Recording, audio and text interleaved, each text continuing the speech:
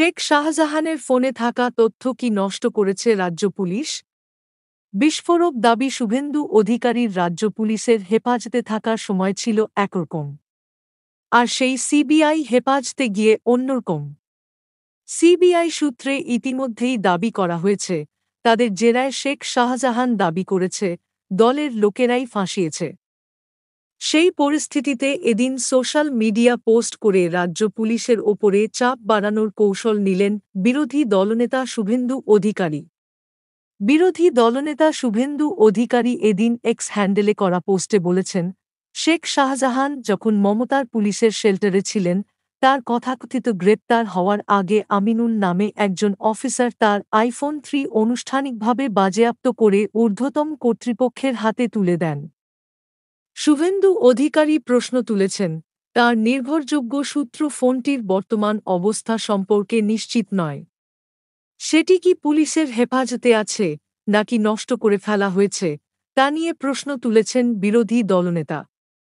তিনি এক্স হ্যান্ডেলে সিবিআইকে ট্যাগ করে বলেছেন, এই বিষয়টি যেন খতিয়ে দেখা হয়। ওই ফোনে যে নম্বরটি ব্যবহার করা হতো তাও তিনি উল্লেখ করেছেন। নম্বরটি হল 9733804506। বিরোধী দলনেতা আরও বলেছেন, শেখ শাহজাহান এই ফোনটি ব্যবহার করতে তৃণমূলের শীর্ষস্থানীয়দের সঙ্গে যোগাযোগ করতে প্রথমে 5 জানুয়ারি এক কথা বললেও শেখ শাহজাহানের গ্রেপ্তারির পরেও কার্যত নিজের ভাষা বদল করেছেন সন্দেশখালীর তৃণমূল বিধায়ক সুকুমার মাহাত। তিনি স্বীকার করে নিয়েছেন, 5 জানুয়ারি সকাল 8:30 নাগাদ তাঁর সঙ্গে শেখ শাহজাহানের কথা হয়েছিল।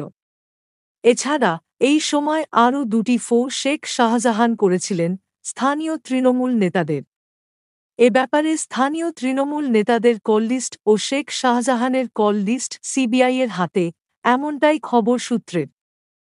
শেখ শাহজাহান তথা তৃণমূলের নেতাদের আগে দাবি ছিল এলাকার মানুষ তাকে ভালোবাসে বলে 5 জানুয়ারি 1003 মানুষ তার বাড়ি কাছে জড়ো হয়েছিলেন। কিন্তু শাহজাহানের বিরুদ্ধে যেসব ইলেকট্রনিক এভিডেন্স রয়েছে তা অন্য কথা বলছে বলে দাবি করা হয়েছে সিবিআই সূত্রে। এর আগে দিল্লির জওহরলাল নেহরু বিশ্ববিদ্যালয়ে সন্দেশখালী নিয়ে বলতে গিয়ে শুভেন্দু অধিকারী পশ্চিমবঙ্গ সরকারের তীব্র সমালোচনা করেছিলেন। তিনি বলেছিলেন, সন্দেশখালী পুড়ছে, সেখানে মহিলারা নৃশংসতার সম্মুখীন হচ্ছেন।